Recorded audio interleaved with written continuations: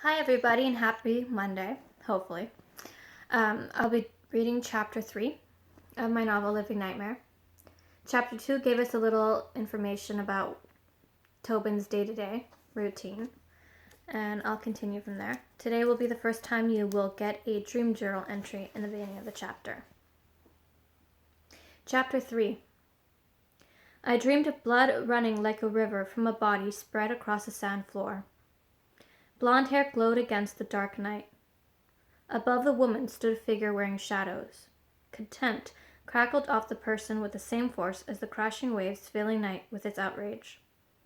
Salt, wet sand, and hints of metal saturated the air. A blade sliced my neck open.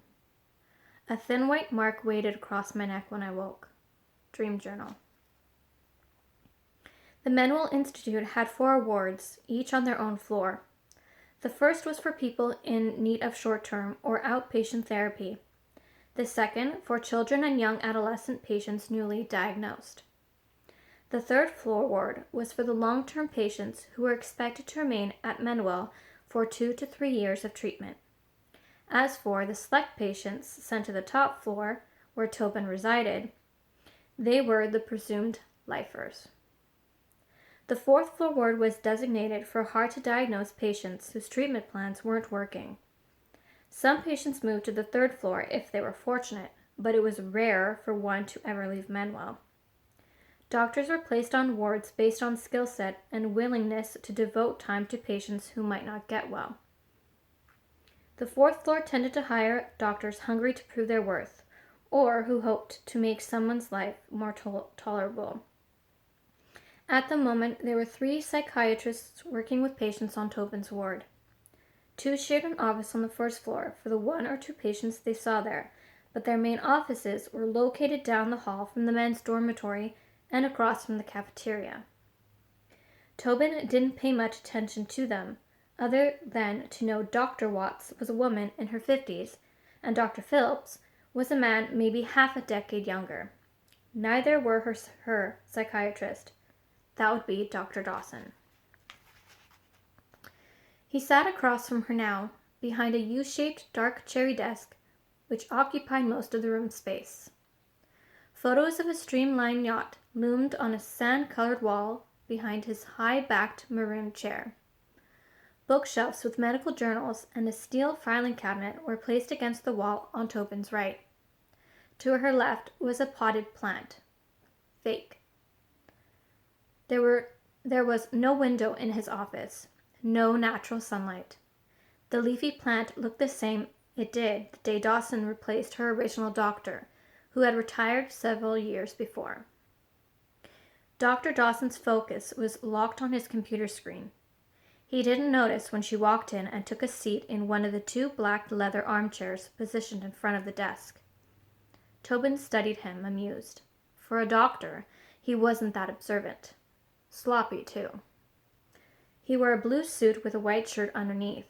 The tip of his green tie was covered in a yellow substance. Mustard, perhaps. A portly man in his early 40s with light coffee-colored skin, Dawson was maybe 2 inches taller than her, with thick, coal-colored hair and a neatly trimmed beard a shade darker. A pair of gold wire-framed glasses slid down to stop at the tip of his nose. His brown eyes were kind, never judgmental, though Tobin still didn't like having to talk about her nightmares and feelings with him. She leaned back in her seat, wondering whether she should wait for him to notice her or speak up. Finally, she cleared her throat. Dr. Dawson jolted, his gaze shooting up at her. He smiled. "Oh, Tobin, is it that time again?" She shrugged. He clicked his screen off. Threading his fingers, he propped his hands on the desk. "Are you having a good day?" Tobin held in a sigh. She had sessions with Dr. Dawson every Monday and Thursday, going on 4 years now.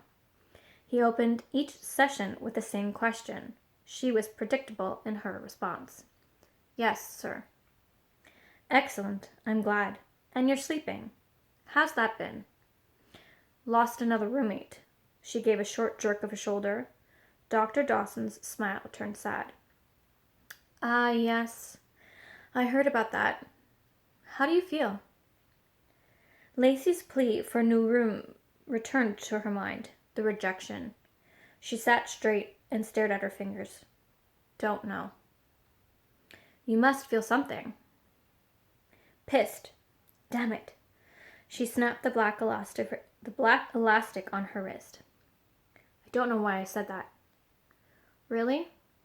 I think you do. She stayed quiet. I'd like you to elaborate. What was it that made you angry? Tobin fidgeted, snapped the elastic, but didn't speak. She heard Dr. Dawson sigh. We've talked about this, Tobin. You need to talk to me. Tell me what you're thinking, feeling. It's not healthy to ignore your feelings. This is a safe place. They hate me, she admitted after a minute of silence. She couldn't look at him when she spoke, could barely get the words out. Writing was easy. Talking, she wasn't good at. She bit her lower lip, eyes still downcast. Sharing pieces of herself was like pulling out a splinter using salad tongs. Who hates you? Everyone. She lifted her head, not to meet his gaze, but to focus on the pictures of the yacht.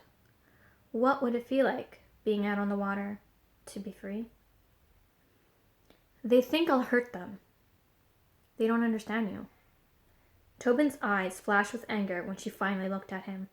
They don't want to. They make up stories about me. They flinch if I look at them.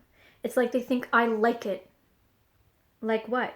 Dr. Dawson never took his eyes off Tobin, even when his left hand moved to the mug filled with pens and pencils. He picked a blue pen, grabbed a small notebook with a spiral binding at the top, and flipped it open. She watched as he began to scribble notes. The dreams, nightmares, night terrors, whatever you want to call them, her teeth clenched. She shifted in her seat. The way they talk, I want the nightmares. I don't. I hate them. The venom in her voice ripped through her with a life of its own, poisonous as a rattlesnake bite. I understand, he began, but she cut him off. No, you can't. No one can. She grabbed the armrests, her knuckles turning white. Not unless you've watched a little boy being belted for spilling a stupid glass of milk. Heard a girl screaming when the boy she thought loved her abused her instead. Her voice began to waver. Her hands tightened their grip. She tried not to shake. Tobin, you don't know what it's like to feel bones break, to have your heart burst in your chest, to die. She blinked when her vision clouded. I don't know why I have them, the nightmares. I don't care why. I want them to stop. Undone. She released her hold on the armrests. She hugged her middle. Make them stop, she said, pleading. It doesn't work that way, Tobin. He spoke softly, his tone coated in pity. We need to know what's causing them first. Your issues are unique, but we will figure it out. You need to be patient.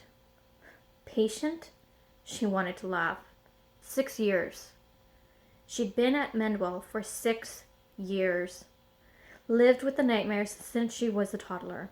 Had seen and spoken to so many specialists.